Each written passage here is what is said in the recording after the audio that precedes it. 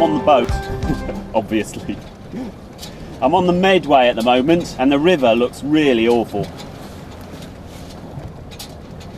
There's this nasty, nasty foam, which, you know, I mean, you do get a bit of foam, but not like this. I mean, look at the way it's kicking up in my wake. It's kind of scattered all over the river. You can see it everywhere. And then it's obviously been concentrated in a little kind of channel down the middle there by the tide.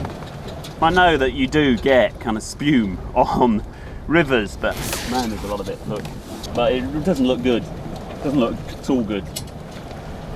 There's one other thing it could be, which is, of course, you know, I don't know how many cars there are in London, but, you know, 1 million Londoners washing their cars. It was a nice Sunday. How many people wash their cars and let the soap go down the drain? You can see that that could really create a problem.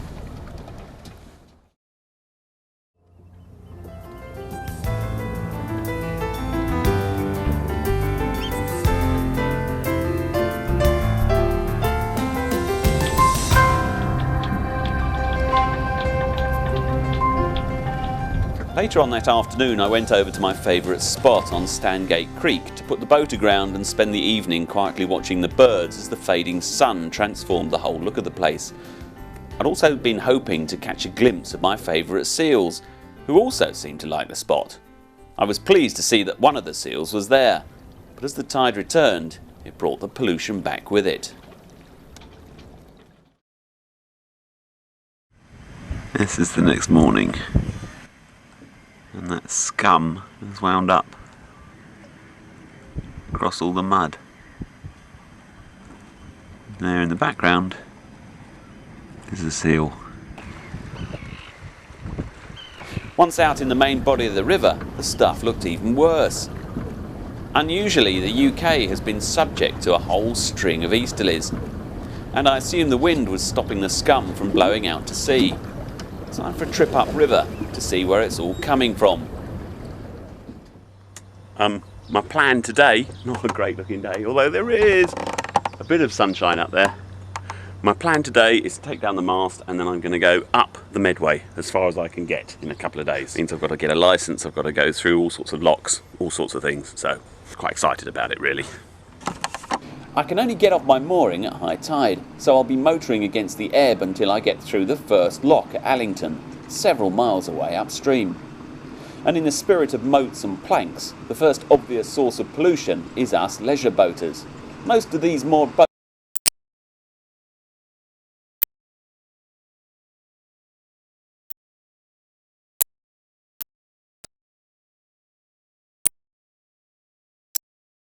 preferring to use the facilities ashore. Far more significant are the houseboats, but most are occupied all the time, and having moored close to them, I know that they discharge their loos, their showers, washing machines and dishwashers straight into the Medway. Sometimes they do smell pretty bad. But if you look at the map, you can see that the river drains a massive chunk of Kent and South London. The pollution could be coming from anywhere. So, initially it's past Gillingham, Chatham and Rochester.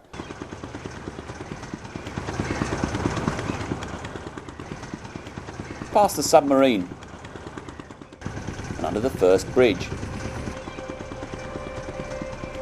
Then I enter a foreign land inhabited exclusively by those alien species. The motorboaters are a constant source of mystery to us sailors. Why on earth, when God provides a free and silent form of locomotion, would you choose to use a big, planet-busting, eardrum-wrecking, brain-shaking motor? Why can't they understand the concept of a 5-knot speed limit? Easy enough, goodness gracious me. Then it's under the three Medway bridges. Elegant enough in their own way. But why couldn't we think ahead and make just one big bridge?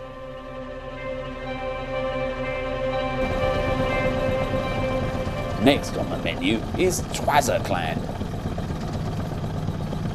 It's said there's only one thing worse than a twazzock.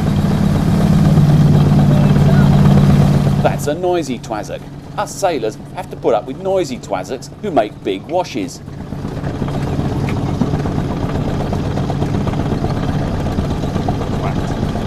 In my book, water skiers are only one tiny evolutionary step above the real bottom feeders in the universe of motor-powered pond life, the jet skiers, noisy, horrible, damn things.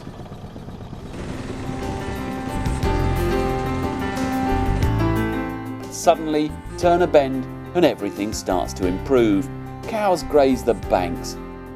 There's a church. Crazy, endearing little houseboats are along the shore.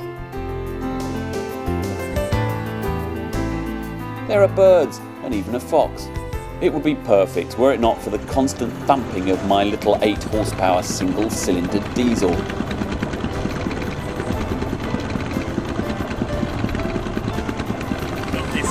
I don't know how strong the tide is. I've got this completely wrong because I thought I would be at Allington Lock in, I don't know, an hour and a half, maybe an hour. It's a long way up there and the tide is slopping out. I suppose there's a fair amount of rain coming down the river. It's going so fast that there are standing waves.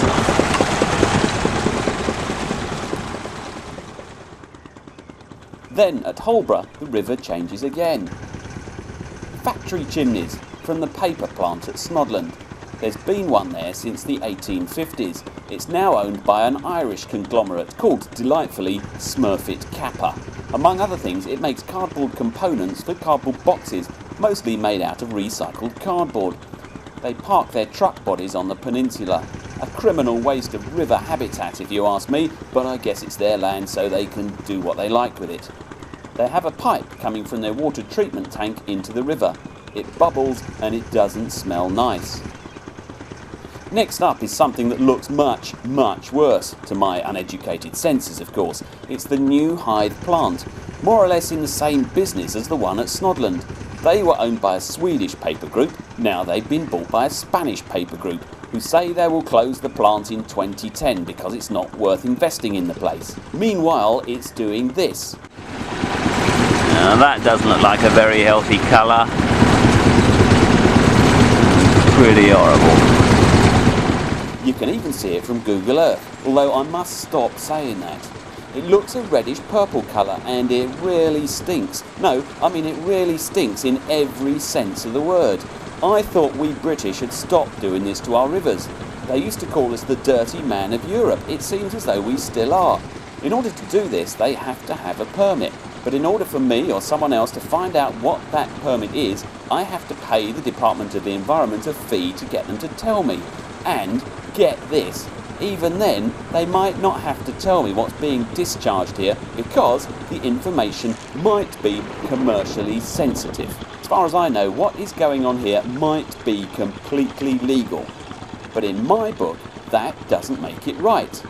If I was one of those thousands of sailors who use this river every summer weekend, one of those water skiers or canoeists or even motorboatists or whatever they call themselves, or even a bird watcher or a fisherman, and I cared about the Medway, then I think I would be trying to stop people from putting smelly, bubbling or odd-coloured liquids into my river. But in all likelihood, they'll shrug their shoulders and say, difficult, and go on sailing or motorboating or skiing regardless.